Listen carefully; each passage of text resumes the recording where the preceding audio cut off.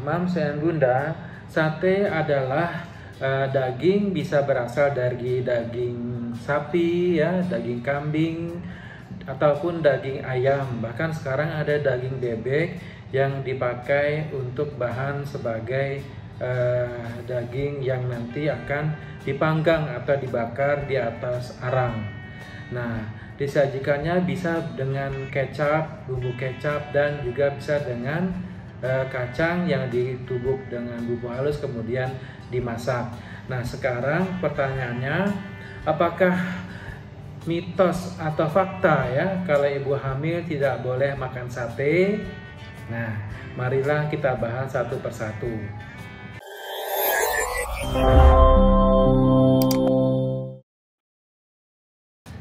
Ada beberapa penelitian yang mengungkapkan bahwa makan sate saat hamil itu diperbolehkan, ya, boleh ya, dengan catatan saat dimakan tidak berlebihan, ya, dan proses pengolahan dagingnya harus diperhatikan, ya. Umumnya sate menggunakan daging sapi, daging ayam, ataupun daging kambing, ya. Nah, daging yang tidak dimasak hingga matang itu masih kemungkinan, ya, masih bisa mengandung bakteri-bakteri atau kuman-kuman, contohnya seperti kuman listeria, toxoplasma, atau bakteri-bakteri yang berbahaya lainnya, ya. Selain itu, ibu hamil jika mengalami gangguan kesehatan akibat mengkonsumsi sate atau daging yang tidak matang itu biasanya karena adanya keracunan akibat dari bakteri yang terkandung di dalam sate, ya. Saat dikonsumsi, sate yang kurang matang itu tentu bisa membahayakan bagi kesehatan ibu hamil dan janin. Resiko terburuknya adalah ibu dapat mengalami keguguran. Nah, sekarang apa saja sih yang bisa membahayakan bisa membahayakan kesejahteraan janin dalam kandungan jika ibu memakan sate yang belum matang? Mams and Bunda, bakteri pada daging yang dimasak kurang matang itu bisa tumbuh dan berkembang baik di dalam tubuh manusia, ya. Akibatnya Mams and Bunda berisiko mengalami keracunan makanan akibat infeksi bakteri seperti yang terkandung di dalam daging tersebut yang tidak dimasak dengan sempurna. Contohnya adalah Salmonella E. coli dan Campylobacter. Nah, itu bakteri yang menyebabkan keracunan makanan. Nah, ini jadi Bunda harus hati-hati dalam mengkonsumsi sate yang dimakan di luar, di jajanan luar itu, tapi belum dimasak atau belum dibakar dengan sempurna. Oke, yang berikutnya yang sering kita kenal yaitu adalah toxoplasma. Ada yang pernah dengar dengan toxoplasma? Iya, toxoplasma nama bakterinya, kumannya adalah toxoplasma, tapi penyakitnya disebut dengan toxoplasmosis, ya.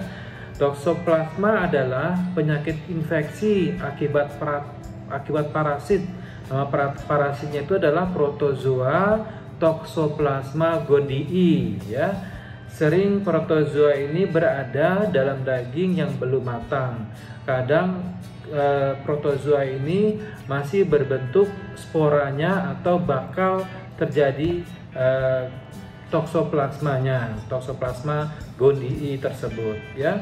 Apabila Mams dan Bunda terinfeksi toxoplasmosis ketika hamil, nah maka pada trimester ke-1 biasanya janin bisa mengalami masalah kerusakan, ya, baik pada otaknya, pada matanya, atau malah yang paling sering terjadinya keguguran yang terus berulang. Nah, jadi hati-hati dalam mengkonsumsi sate atau daging sate yang belum matang, ya.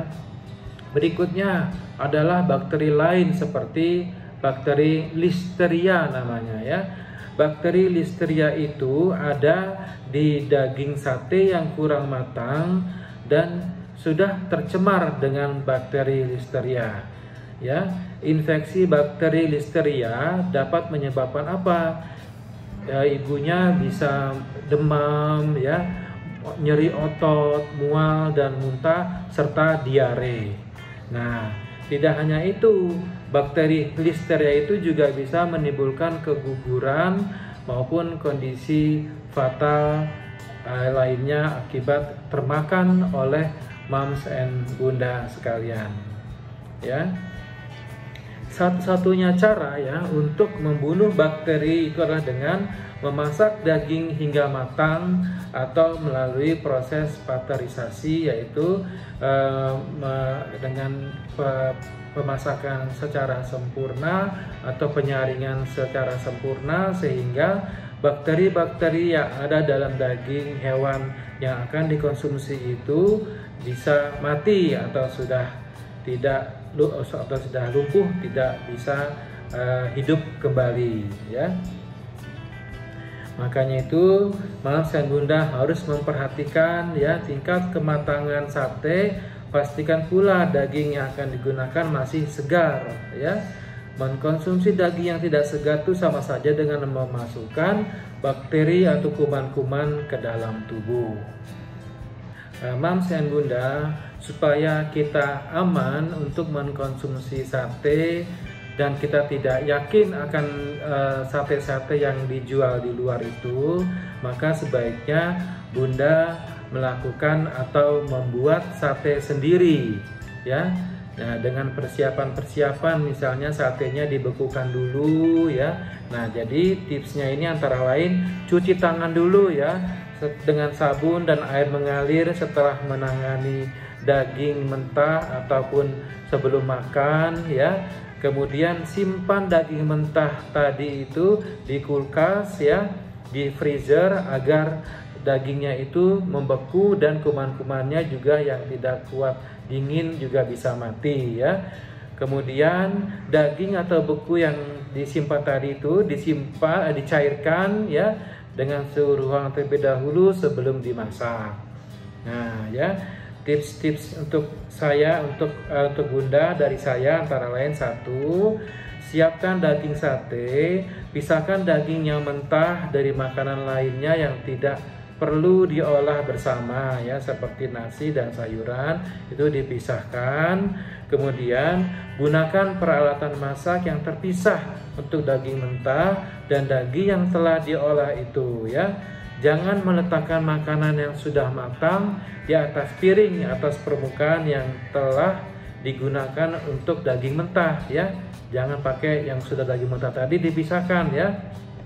Yang keempat, sebelum daging sate dimasak, ya, apinya itu, baranya itu harus benar-benar sudah merah, ya. Dan ketika memasak, yang kelima, pastikan daging tersebut tidak berwarna merah muda di bagian tengahnya, ya. Dagingnya itu berwarna sudah matang, ya, udah agak kehitaman, ya, jangan masih mentah-mentah, ya. Warnanya putih bagian dalamnya, ya.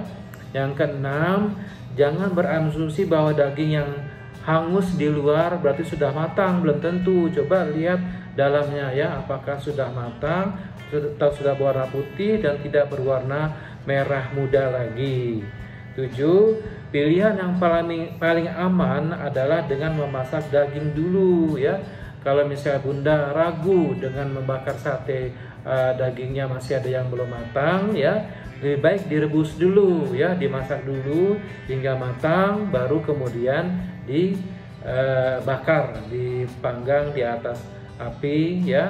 Yang ke-8, sate harus dipanggang bolak-balik agar merata, agar matangnya secara merata. Nah, yang ke-9, saus yang digunakan adalah yang digunakan pada daging mentah itu jangan digunakan untuk sate yang sudah matang, ya. Sausnya itu misalnya kita sudah dan mengolah sate yang sedang dibakar gitu, ya. Nah, sausnya itu jangan dipakai lagi untuk saus yang sate yang sudah matang, harus dipisahkan. Nah, jadi itulah tips-tips Bunda dari saya untuk mencoba, atau kalau misalnya Bunda ngidam ya mau makan sate. Nah, itulah ya cara kita untuk mencegah supaya sate itu tidak tercemar dengan kuman-kuman dan bakteri-bakteri berbahaya lainnya. Oke, Moms and Bunda, demikian tadi info yang bermanfaat. Oke, semoga Bunda selalu sehat dan bersemangat. Dah, salam sehat untuk Bunda.